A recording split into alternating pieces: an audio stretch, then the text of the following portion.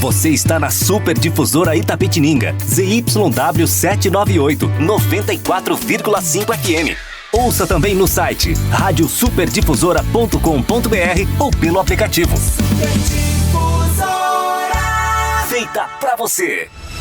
Está no ar pela Super Difusora, Jornal do Meio-Dia. Jornal do Meio-Dia. Mais de 50 anos de credibilidade na notícia. Tudo o que acontece na cidade. Na região. No Brasil e no mundo. Jornal do Meio-Dia. E ainda, as notícias do esporte você ouve aqui na Super Difusora. Jornal do Meio-Dia. A notícia em primeira mão para Itapetininga e região. Super Difusora.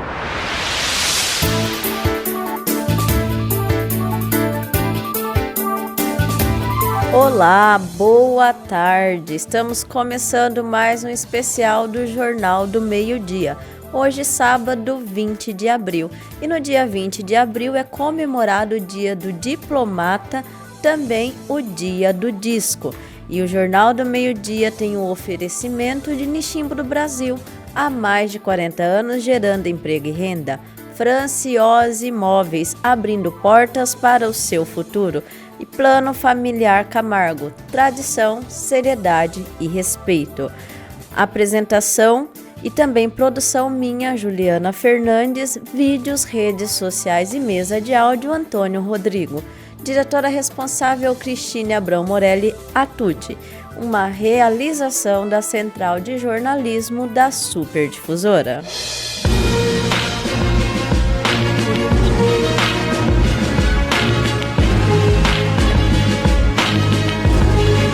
Bem-vindo a todos ao Jornal do Meio-Dia especial de sábado, nosso encontro semanal com as notícias que moldam a nossa comunidade. A sensibilização sobre o autismo e a inclusão de indivíduos com essa condição na sociedade são temas essenciais e urgentes. Jornal do Meio-Dia. Super Difusora. A Cidade em Revista.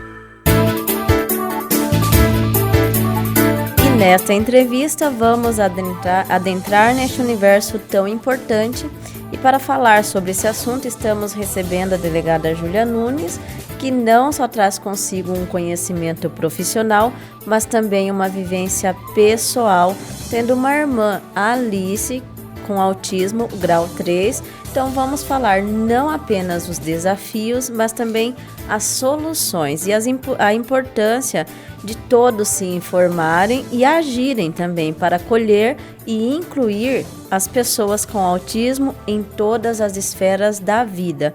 Afinal, a conscientização e a ação são fundamentais para criar uma sociedade verdadeiramente inclusiva. Doutora Júlia, boa tarde, mais uma vez, seja bem-vinda ao Jornal do Meio-Dia. E eu vou começar te perguntando sobre a importância de dedicar um dia ou um mês que seja específico para sensibilizar a sociedade sobre o autismo e promover a inclusão dessas pessoas. Eu que agradeço mais uma vez o convite da Super Difusora por abrir espaço para debatermos e trazermos informações libertadoras do preconceito, da discriminação em relação às pessoas com transtorno do espectro autista. E realmente esse mês de abril, considerado o mês Abril Azul, em que o mundo inteiro faz campanhas de conscientização e divulgação da informação sobre o autismo, as etapas necessárias para que a família consiga um diagnóstico precoce, informações a respeito da necessidade de inclusão também dos autistas na sociedade, nas escolas regulares, para que a gente tenha, assim, uma sociedade mais justa, mais igualitária. Então, o mês de abril, não só este mês, mas todos os dias a gente tem que falar, a gente tem que conscientizar. Sim. Mas é importante a gente separar um mês para que entidades públicas, entidades privadas, instituições, ONGs, escolas participem desse movimento global realmente necessário para que a gente divulgue a informação de que o autista, ele é uma variação do ser humano, como qualquer outro ser humano. E tem desafios, peculiaridades que todas as pessoas também têm em determinado grau.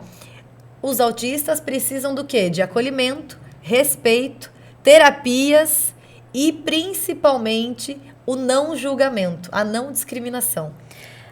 Doutora, a gente que te acompanha principalmente nas redes sociais, a gente vê vídeos da Alice. Como que foi na sua família quando vocês descobriram? Descobriram ainda na gestação? Não. Uma coisa que é importante falar é que não existe um exame médico específico que vai determinar que aquela criança é autista ou não. Não existe um exame de imagem, um exame de sangue que já dê esse diagnóstico para as famílias. Por isso que a gente tenta, principalmente no mês de abril, bater muito nessa questão da necessidade de abrir os olhos para os saltos de desenvolvimento, para inúmeros fatores comportamentais também, para que os pais, as mães, as famílias percebam que se há algo diferente ali naquele filho, não negligencie, busque, porque a busca do diagnóstico vai ser a solução de muitas vitórias aí que vão ser conseguidas no decorrer da vida dessa pessoa. E em relação a Alice, a Alice é a filha mais nova dos meus pais, somos em 3 irmãs, eu sou a mais velha e tem a Luísa do meio. Então, quando a Alice veio, os meus pais já tinham 2 parâmetros, eu e a Luísa. Então, logo, quando a Alice era bebê, a minha mãe começou a perceber algumas coisas. Mas o pediatra falava que era normal, que cada criança tem o seu tempo, que cada criança pode falar, pode andar em determinada etapa, né, do início ali da infância. Então, que era muito comum, o que a minha mãe estava percebendo, que era só um atraso normal, que era o tempo da Alice. Mas a minha mãe ficou com aquela pulga atrás da orelha e ela sentia que realmente que não, que algo tinha realmente diferente na Alice e ela queria descobrir. E isso foi, gente, há 29 anos. Então, há 29 anos, muito menos que se falava em diagnóstico precoce, que se falava em autista. Autista era uma questão totalmente estereotipada na época, com inúmeras teorias aí muito erradas e que levavam ainda mais ao preconceito. E a minha mãe e meu pai foram em médicos em Itapetininga, em Sorocaba, em São Paulo e nada de um diagnóstico. Isso foi do 1º ano de vida da Alice até o 7º ano.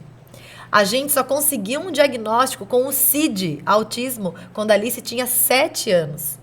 Só que é importante falar que meus pais, eles nunca pararam. Então, eles não ficaram esperando o diagnóstico para começar um tratamento. Eles já colocaram a Alice na fonoaudióloga, na terapia ocupacional e na psicóloga, desde bebezinha. Então, isso ajudou muito, sim, a Alice a conquistar alguns desenvolvimentos da vida diária. Por exemplo, comer sozinha, ir ao banheiro, manifestar determinadas vontades, mas a habilidade da fala a Alice não desenvolveu até hoje. Ela tem 29 anos, é uma mulher adulta, a saúde física dela é perfeita, inclusive a saúde física hormonal, como qualquer outra mulher, mas ela não tem a habilidade da fala, assim como ela tem como comorbidade, que falam, porque o autismo, ele é um transtorno do neurodesenvolvimento. Então, não é uma doença que tem cura, não é uma deficiência, mas é um transtorno do neurodesenvolvimento, que traz algumas dificuldades na interação social, na habilidade da fala, comportamentos estereotipados. Então, tem inúmeras características. E a Alice, eu falo assim, eu brinco que a Alice é uma profissional aí do autismo, porque ela dá check em quase todas as coisas. Então, ela tem como comorbidade a deficiência intelectual, ela é mais infantilizada, ela não tem a habilidade da fala, ela teve a compulsão alimentar e ela é medicada para evitar crises, né, de agressividade, a hiperatividade, para que ela tenha mais concentração. Então, hoje, o quadro atual da Alice é que ela mora com a gente, só tem eu, meu pai e minha mãe de cuidadores. Nós não temos rede de apoio e isso é uma das grandes dificuldades das famílias atípicas. E ela está na APAE. Ela estuda meio período na APAE, onde ela tem tratamentos específicos não tanto da parte pedagógica. Obviamente, isso ajuda ainda a desenvolver as habilidades, porque autista ou não, a gente sempre aprende, nunca é tarde pra gente desenvolver alguma habilidade. E é importante a gente falar que a gente nunca deve subestimar os nossos autistas. Porque a Alice, ela tem uma capacidade de percepção, uma inteligência para os interesses dela muito grande, muito maior que o meu, por exemplo, em determinadas coisas. Eu acho que a gente vê bastante, não sei todos, mas eu vejo bastante isso nela com os travesseiros. Que tem que ser do jeito dela. Que é uma característica de alguns autistas, que é o hiperfoco. Então, tem determinados momentos da vida da Alice que ela tem o hiperfoco no colchão da cama. Ela tem o hiperfoco na comida. Ela tem o hiperfoco no travesseiro. Hiperfoco nas roupas que veste. E aí vai mudando, porque é cíclico. É uma das características da Alice. Mas não é porque a Alice é assim, ela é autista, nível 3 de suporte, não oralizada. O que significa que ela não tem habilidade da fala. Mas nem todo autista nível 3 de suporte é igual a Alice. Sim. Um autista é diferente do outro. Nós, pela medicina, a gente tem 3 classificações. Autista nível 1 de suporte, nível 2 de suporte, nível 3 de suporte. Ah, mas o que é isso, essa história de nível, né? Porque é difícil, para quem não tem um autista na família, é complicado entender. Então, assim, de forma leiga, quando classificam os autistas nesses níveis de suporte, na verdade, estão classificando a necessidade maior ou menor daquela pessoa ter esses suportes de terapia, de cuidados, 24 horas, de autonomia, de independência, para ter uma vida plena no seu desenvolvimento.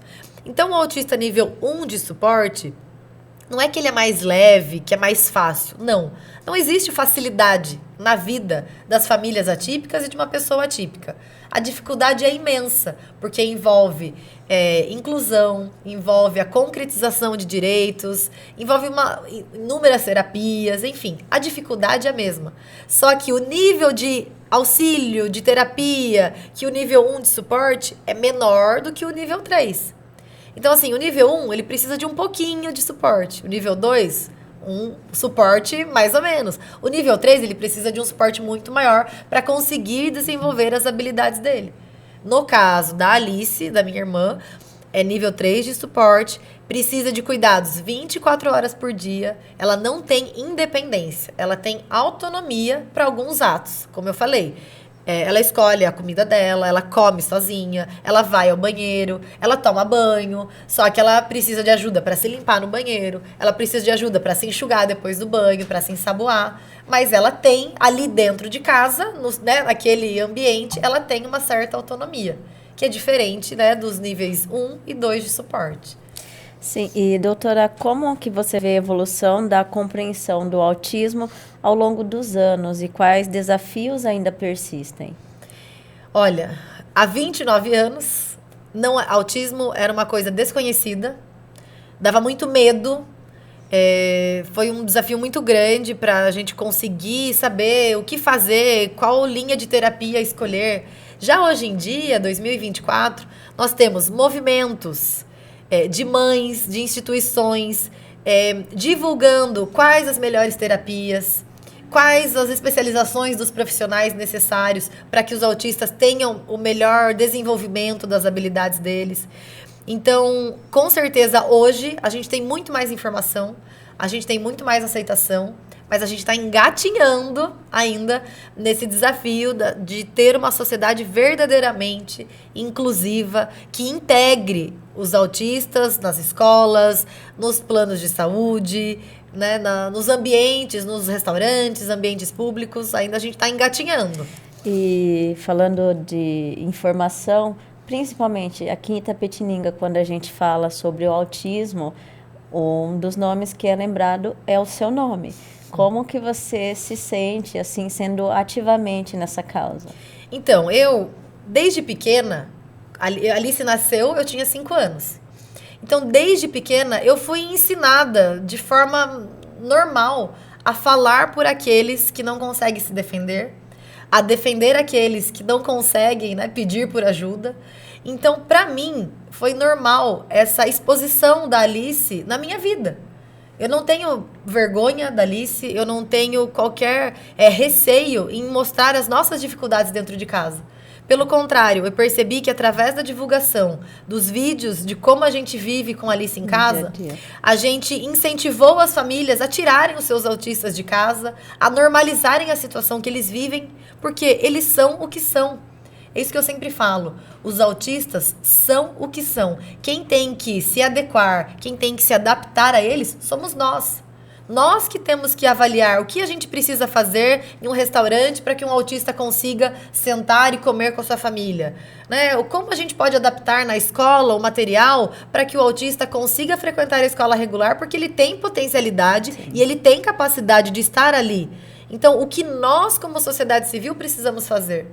Então, essa divulgação da Alice, para mim, é muito normal. Não é algo sacrificante, não é algo constrangedor, pelo contrário.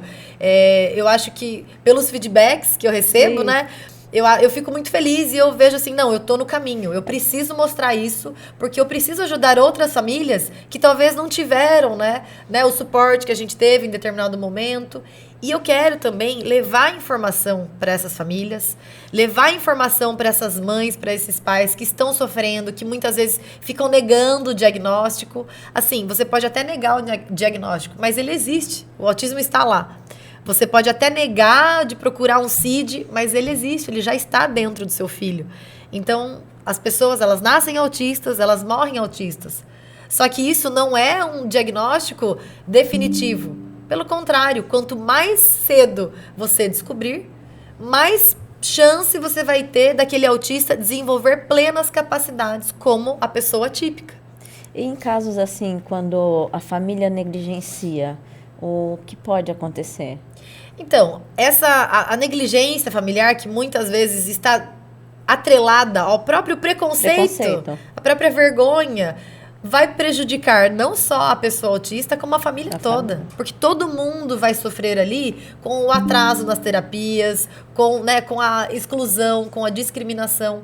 A gente já aceitando, já é difícil, porque a gente tem que todo dia batalhar para que os direitos dos nossos familiares autistas sejam realmente respeitados. Sim.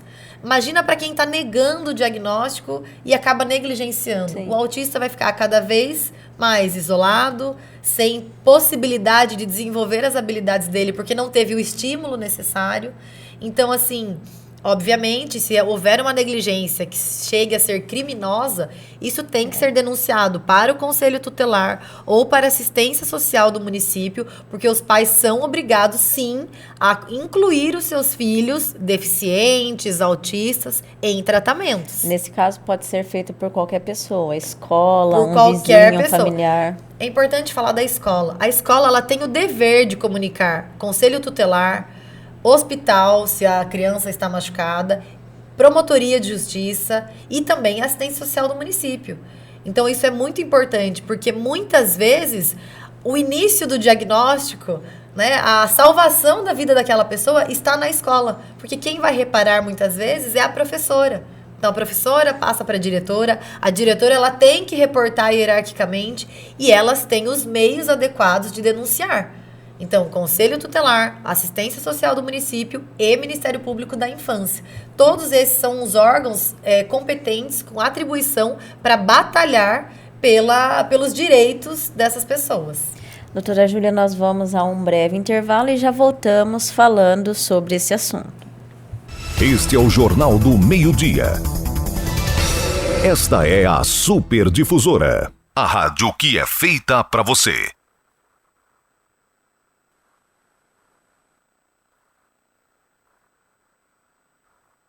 Este é o Jornal do Meio-Dia. Esta é a Super Difusora, a rádio que é feita para você. Jornal do Meio-Dia. Super Difusora. A cidade em revista. Estamos de volta com o Jornal do Meio-Dia deste sábado, recebendo a delegada doutora Júlia Nunes. Estamos falando sobre o Abril Azul, que é o mês dedicado ao autismo. Doutora, e continuando, na sua opinião, quais são os principais desafios enfrentados pelas pessoas com autismo em relação à inclusão social, acessibilidade nos diversos contextos, como escola, locais públicos, serviços de saúde? Olha, os desafios ainda são imensos, especialmente pelas famílias, primeiro, para conseguir matricular o seu filho autista em uma escola regular, pública ou privada, encontra-se muita dificuldade ainda. Até na privada, então, não só na pública. Não, especialmente na privada. Os relatos das famílias atípicas geralmente é de que na escola privada eles são, de alguma forma, maltratados, constrangidos, são colocados de lado, até que eles desistem de fazer a matrícula, porque eles recebem, por exemplo, é que talvez o seu filho esteja atrapalhando o andamento dos demais alunos que não têm autismo, os pais estão reclamando. Ou, por exemplo, já temos a vaga, não temos mais vaga, a sala já está lotada. Não são poucos os relatos nesse sentido de escolas privadas que ainda insistem em não se adequar, em não incluir pessoas atípicas. E eu não falo só dos autistas, eu falo de qualquer outro tipo de deficiência. Deficiência visual, enfim, deficiência intelectual, porque o que também a gente tem que gravar muito. A APAE, ela é extremamente necessária, é um ambiente que traz dignidade para muitas pessoas, traz tratamento, inclusive, e desenvolvimento para inúmeras pessoas que precisam quando são eleitos para a necessidade de APAE. Porém, a APAE é a exceção. A regra é a inclusão na escola regular. E como a gente deve fazer essa inclusão? Com a nossa adaptação do nosso meio, porque o nosso meio é deficiente. Como eu disse, as pessoas são o que são. Então, os autistas já apresentam as dificuldades inerentes a eles como seres humanos. O que a gente precisa fazer como sociedade civil, como instituição pública ou privada de escola? Cumprir o que está na lei. Cumprir o que está na lei Berenice Piana, cumprir o que está na lei brasileira de inclusão, que é disponibilizar material pedagógico adequado, de acordo com as necessidades daquele aluno, disponibilizar auxiliar terapêutico para fazer esse intermédio entre professora, aluno, autista ou deficiente e também o restante da classe. Enfim, a gente precisa cumprir o que está na lei, porque na lei é tudo muito lindo e seria o cenário ideal para que a gente tivesse realmente uma sociedade inclusiva. Só que a gente não consegue ainda trazer o que está previsto na lei para a prática. Então, muitas famílias acabam matriculando seus filhos autistas ou com algum outro tipo de deficiência na escola pública. Porque na escola pública vai ter que ter vaga, vai ter que ter a inclusão obrigatória, mas tudo depende quase sempre de uma determinação judicial. Porque por mais que exista o direito na lei, as instituições muitas vezes não cumprem por inúmeras razões. Pode ser por preconceito, pode ser por falta de estrutura, pode ser por falta de gestão do município, do estado, em relação a aparatar melhor realmente a escola com professores especializados, com material adequado. E aí a gente tem essa grande dificuldade de conseguir fazer com que o direito do nosso filho, irmão autista já valha imediatamente. Precisa de um advogado para que entre com uma ação, para que o juiz determine que a escola ou o município, a escola privada ou o município seja obrigado a dar o auxiliar terapêutico, a fazer a adaptação do material. Então, isso é um grande desafio na questão escolar. E na questão de saúde, o desafio grande é que o SUS realmente disponibilize as terapias necessárias que um autista precisa realizar todos os dias, praticamente, com inúmeras especialidades. E também, nos planos de saúde particular, a gente também tem dificuldades. De falta de profissional, de demora no atendimento, de fila de espera e de negativa de atendimento injustificado. Ou até rescisão unilateral do contrato do plano de saúde. Você já imaginou você com um filho autista que está recebendo as terapias e do nada recebe uma cartinha dando ciência de que o plano de saúde não tem mais interesse em continuar com o contrato e por isso ele vai ser rescindido em tantos dias. E o plano não pode fazer isso. Não pode fazer isso, é completamente ilegal. Isso cabe denúncia na ANS, Agência Nacional de Saúde, e também os pais, familiares vão ter que correr atrás de advogado ou da Defensoria Pública, caso não tenham capacidade econômica para pagar um advogado, para entrar com uma ação judicial, manter de forma obrigatória, judicialmente, aquele plano de saúde valendo. Em casos de pais que não tem como pagar um advogado e precisa da defensoria, o período é um período rápido? Isso é tido como urgência? Como que funciona? Então, em tese tem que ser tido como prioridade, até porque atendimentos de autistas, pessoas deficientes gozam de prioridade legal e isso tem que ser considerado também na Defensoria Pública,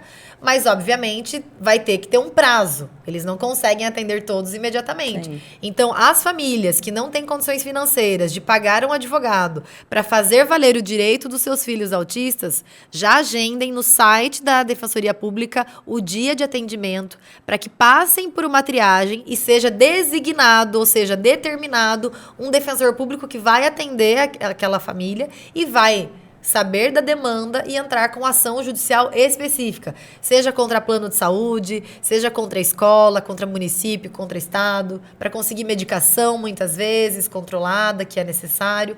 Enfim, são inúmeros direitos que a gente tem, mas para a gente fazer valer esses direitos, ainda a gente precisa muitas vezes do Poder Judiciário. E, doutora, falando um pouco sobre o cordão de girassol, qual que é o simbolismo por trás desse cordão de girassol e do cordão de quebra-cabeça?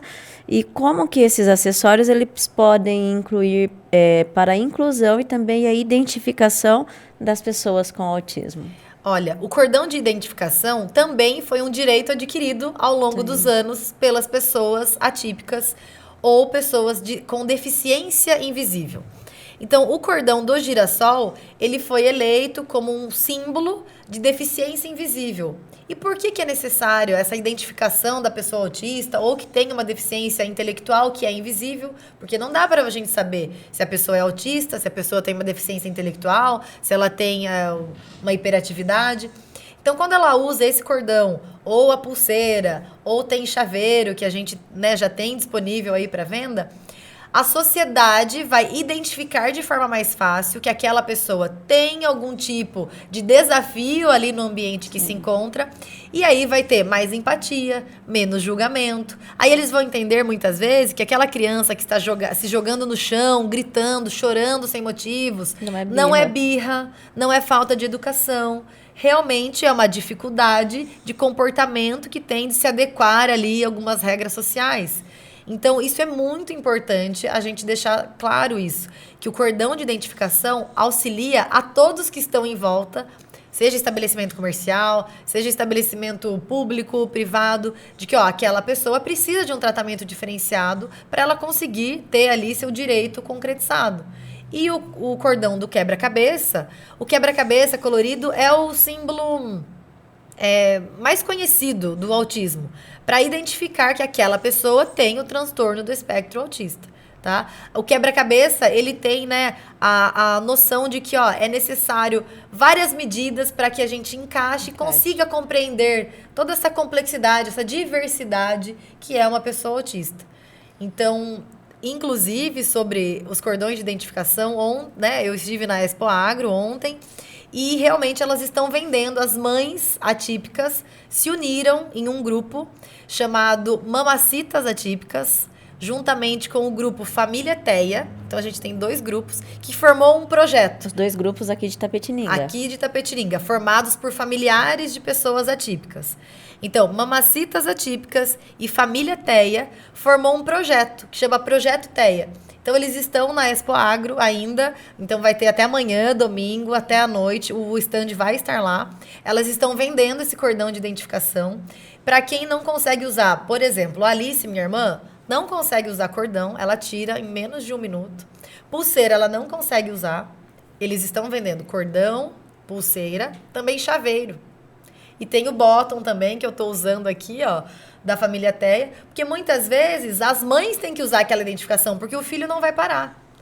Então, esse projeto Teia e esse espaço na Expo Agro para divulgação de informação, de conscientização, foi uma iniciativa que me emocionou, porque a gente está vendo que as famílias estão cada vez mais unidas para conseguirem mostrar para a sociedade que os filhos delas existem, que eles não são invisíveis, que eles precisam sim de inclusão e eles não precisam de julgamento, de discriminação. eles precisam da adaptação da sociedade para aceitar como eles são. Então, foi muito legal. Eu queria até parabenizar aqui esses 2 grupos que formaram esse projeto.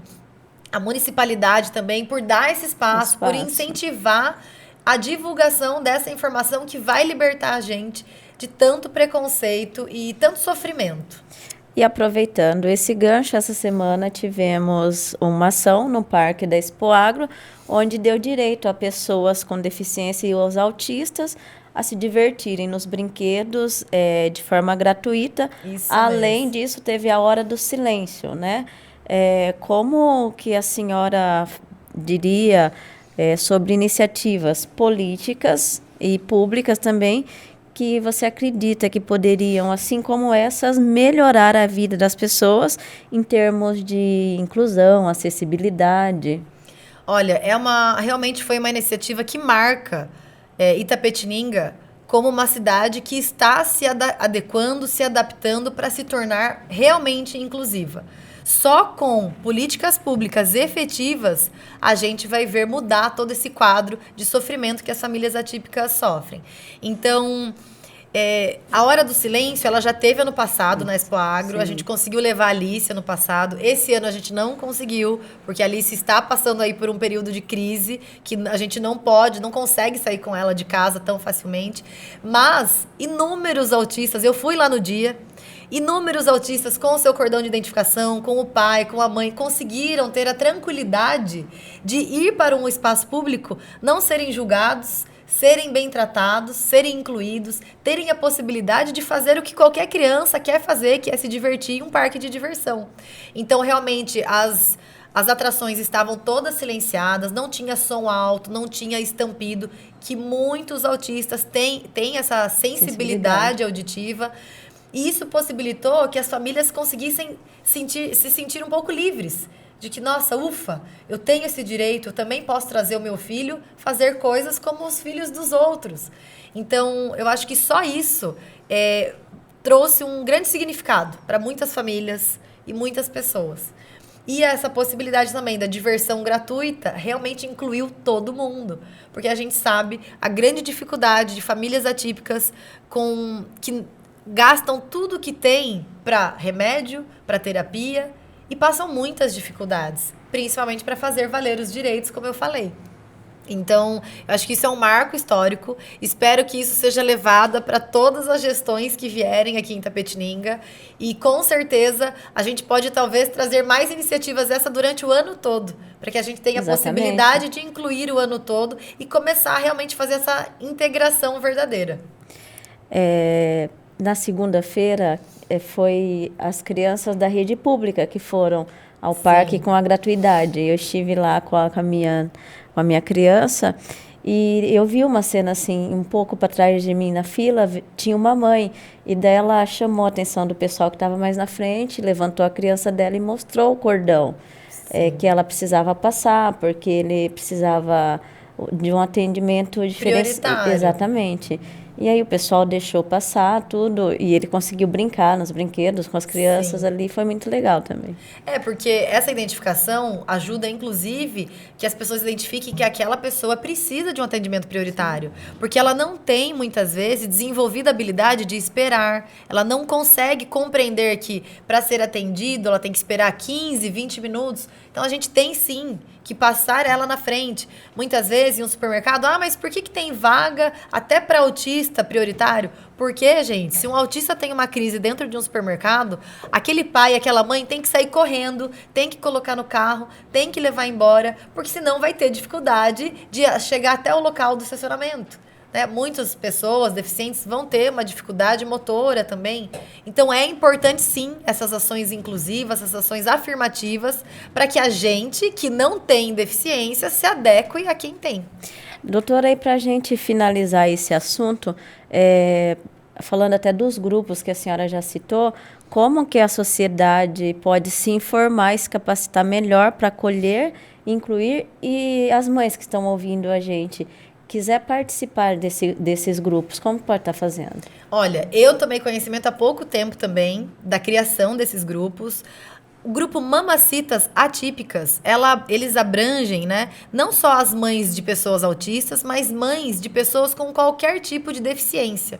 E o intuito desse grupo é fortalecer a mulher como mãe atípica. Então elas promovem uma vez por mês um encontro de mães. Não é para levar marido, não é para levar filho, é um tempo só para elas conseguirem se fortalecer, deixarem a autoestima elevada, se instruírem.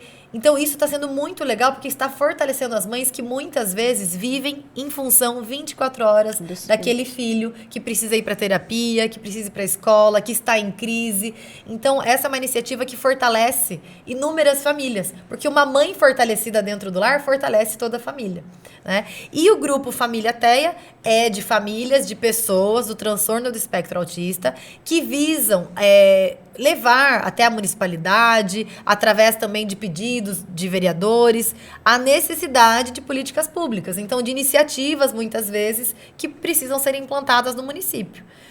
E essa união desse grupo fez com que esse projeto TEA nascesse aqui em Itapetininga e começasse agora uma divulgação de informação, de conscientização, de presença em eventos como a Expo Agro, para levar realmente a informação sobre o autismo, desmistificando certas coisas e ajudando muitas famílias que precisam do diagnóstico precoce, não sabem nem para onde recorrer, como começar, que médico procurar.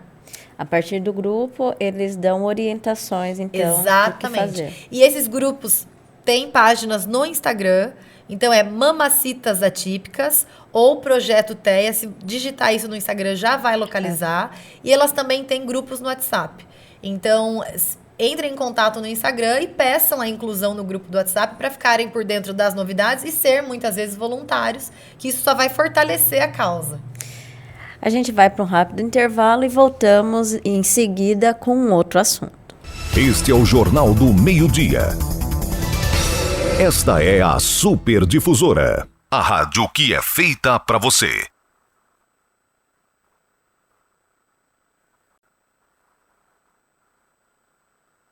Este é o Jornal do Meio-Dia.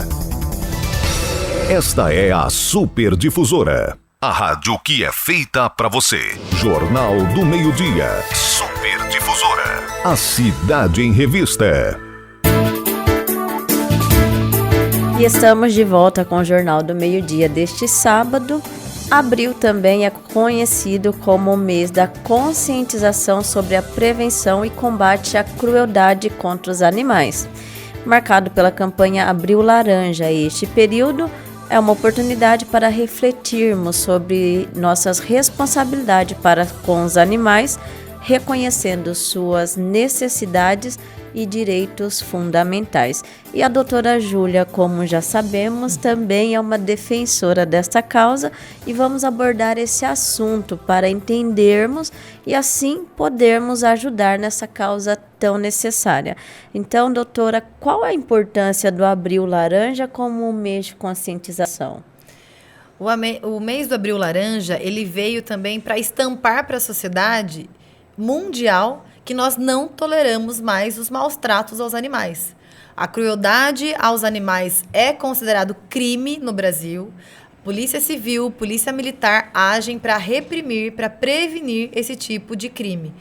E então nós estamos o mês todo fazendo campanhas de conscientização, mostrando as atuações das ONGs de proteção animal, de determinados órgãos dos municípios, que também trabalham para prevenir esse tipo de crime, desse tipo de prática cruel, que estarrece, entristece muitas pessoas, porque todo mundo hoje sabe que eu não preciso gostar do animal, mas eu preciso respeitar o animal. Até mesmo animais de produção, eles têm que ter o bem-estar respeitado. E se não tiverem, vão sim, as pessoas que transgredirem isso vão sim ser penalizadas. E quais as formas mais comuns de crueldade contra os animais? Olha, na minha vida prática, né, profissional, não falando como voluntária da causa animal, mas o que eu trouxe ali como delegada de polícia, o que eu mais vi foram animais maltratados dentro do ambiente doméstico. A maioria dos crimes de maus tratos e que deram causa a prisões em flagrante são de pessoas que mantinham seus próprios animais nos seus quintais em situações lastimáveis. Eu sempre falo que nem animais que moram na rua estavam em situação de tanta crueldade como eu vi em certos quintais aqui de Itapetininga. E aqui em Itapetininga a gente tem a cepa, né? Mas como as leis elas têm sido utilizadas para proteger os animais contra a crueldade humana? Isso. A Polícia Civil de Itapetininga, ela criou um setor, em agosto do ano passado, setor de proteção animal, que tem por finalidade investigar crimes de maus tratos e combater esses crimes, além de fazer esse intermédio entre ONGs, prefeitura, sociedade civil, para que todos se unam no combate dos maus tratos. Porque o que é importante a gente falar? Combate dos maus tratos aos animais é um dever do município, é um dever do cidadão, e é também um dever das ONGs de proteção animal. O que muitas pessoas esquecem é que elas próprias, como cidadão, como pessoa física, têm o dever de combater o crime e também de denunciar para que auxilie nesse combate. Muitas pessoas pedem ajuda para ONGs, acham que só a ONG que tem que recolher animal, mas não. A ONG é um trabalho voluntário. Então a ONG ela vai recolher os animais que ela tem condição física e financeira para receber aquele animal. Só que você não precisa fazer parte de uma ONG para você resgatar um animal, para você comprar um vermífugo, pagar uma castração, tirar um animal da rua. O que as voluntárias das ONGs fazem, qualquer um pode fazer. Porque as voluntárias, elas não têm superpoderes. Elas têm força de vontade e elas têm uma sensibilidade maior, muitas vezes, que outras pessoas. E em casos assim, por exemplo, se eu sou vizinha de uma pessoa e eu percebo um maltrato a um animal e eu não denuncio, eu acabo ajudando. Exatamente. Você acaba... O vizinho pode ser responsabilizado também ou não? Não necessariamente. Não. Assim, denuncia quem realmente sente a necessidade, a compaixão de coibir aquele crime. Mas a gente sempre incentiva a denúncia, porque graças às denúncias é que a gente consegue chegar na casa daquele que maltrata o animal e muitas vezes prendê-lo. Porque hoje em dia, quem maltrata cão ou gato pode receber uma pena de 2 a 5 anos de reclusão, além da perda da guarda do animal e multa. Então, isso é muito grave, é um crime considerado de maior potencial ofensivo e que a gente estimula muito que denunciem, porque só assim as ONGs, as polícias, a prefeitura vai conseguir chegar naquela casa e salvar a vida daquele animal. E, doutora, quais os desafios enfrentados nessa luta contra a crueldade animal e como o Abril Laranja ele ajuda a combater isso? Olha, o Abril Laranja ele ajuda incentivando, estimulando as pessoas denunciarem. As denúncias cresceram muito aqui.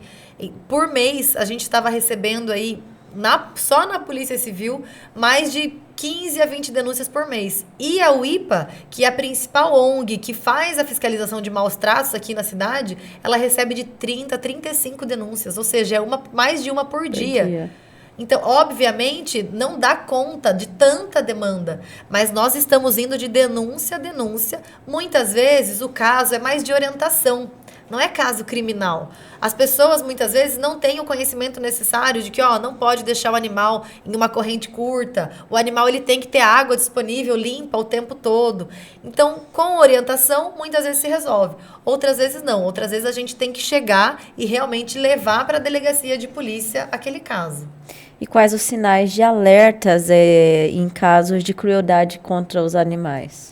Olha, os sinais de alerta muitas vezes, principalmente vizinhos, familiares, todo mundo está se encorajando de denunciar, porque ninguém mais tolera os maus tratos. Então a gente já viu mãe denunciando filho, pai denunciando filho, ou seja, porque ninguém mais tolera esse tipo de crime. E os sinais são aspecto físico do animal, muitas vezes o choro, os gritos. Muitas pessoas conseguem denunciar através de fotos, vídeos e até áudios, porque o cachorro que está sendo espancado do seu lado, na sua casa vizinha, ele vai chorar. Então, ou você percebe que o cachorro está chorando muito, você olha ali pelo muro e o cachorro está caquético, magro, sem comida, sem água, em um quintal totalmente sujo, sem uma casinha para chuva, né, para proteger da chuva ou do sol. Então, esses são os sinais que a gente não tolera e a gente tem sim que denunciar para conseguir salvar todos esses animais. E a gente precisa da ajuda da população, porque esse é o nosso maior desafio. Além de não ter lugar para todos os animais, por isso a gente precisa sim que as pessoas adotem, que as pessoas deem lar temporário, para que a gente consiga cada vez mais resgatar esses animais.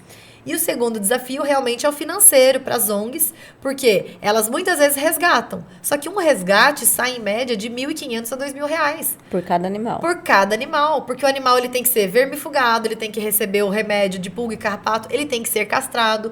Muitas vezes ele vai ter que ficar internado, ele vai ter que passar por cirurgias. Só que não para aí. O animal ele vive por anos. Então a ONG, além do ônus do resgate, ela tem o ônus da manutenção mensal desse animal. Por isso que não é tão fácil resgatar, porque é uma responsabilidade que a gente assume. E quem pega um animal, essa pessoa tem o dever de cuidar dele até o fim. E isso não só cachorro ou gato. Cavalo, galinha, porco, boi, todos os animais, se pertencem a alguém, esse alguém tem o dever legal de manter o animal em situação adequada, sem sofrimento. Privado de dor, privado de doença, ele não pode ser mantido em situação de sofrimento. Caso seja mantido em situação de sofrimento, será caracterizado os maus tratos, e isso caracteriza crime e, por consequência, vai parar na delegacia e no Poder Judiciário. E de que maneira as escolas, instituições educacionais, elas podem se envolver nesse mês, que é o Abril Laranja, para educar os jovens sobre a importância do respeito aos animais? Olha, aqui tem um projeto muito legal em Itapetininga, chama UIPA Levando Amor às Escolas. Então, as voluntárias da UIPA, elas marcam um horário naquela escola, isso já, escola pública e privada, todo mundo está aí também abrangendo esse projeto, abraçando esse projeto, e elas fazem uma palestra de conscientização, levando fotos de animais quando foram resgatados e hoje, incentivando a adoção, e isso está causando uma transformação, porque crianças estão ensinando os pais que não podem chutar o animal, que não pode maltratar, que dá para ajudar o animal na frente da sua casa, colocando água, colocando ração, doando, muitas vezes, ração, dinheiro para as ONGs de proteção animal. Então, as crianças estão ensinando os adultos. Isso que é muito legal. Na última semana, eu vi o depoimento de uma professora que recebeu essa palestra da UIPA no passado.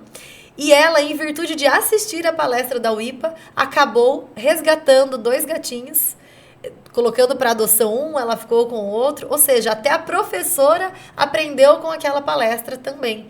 Então, é a educação que vai realmente libertar a nossa sociedade do crime de maus tratos aos animais.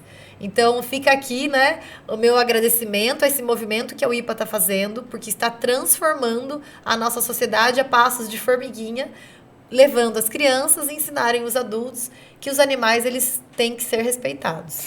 Doutora Júlia, eu quero agradecer por aceitar o nosso convite mais uma vez e estar aqui dividindo conhecimento com a gente, com quem está em casa, e eu deixo esse espaço aberto para suas considerações finais. Eu que agradeço. Como eu sempre falo, a Superdifusora sempre está ao lado desses temas sensíveis que a gente tem que falar, porque são temas que mexem muito com o interno nosso, com os nossos sentimentos, porque quem vê os maus tratos aos animais também sofre junto, não tem como ficar isento a esse sofrimento. Então, agradeço a Superdifusora, agradeço também as pessoas que estão nos ouvindo, que eu tenho certeza que vão denunciar, e a denúncia pode ser feita através do site da Delegacia Eletrônica de Proteção Animal. Se vocês digitarem aí no navegador da internet, no Google, DEPA, já vai aparecer o primeiro link, vocês podem preencher esse formulário e denunciarem. A denúncia é feita de forma anônima? Você escolhe se você quer ser identificado ou não. A denúncia, sendo de forma anônima, nem a polícia vai conseguir seus dados, ninguém vai divulgar, isso vai ficar totalmente sob sigilo e isso vai ajudar muito os animais. Então, o recado final é: denunciem, façam parte desse movimento contra a crueldade dos animais.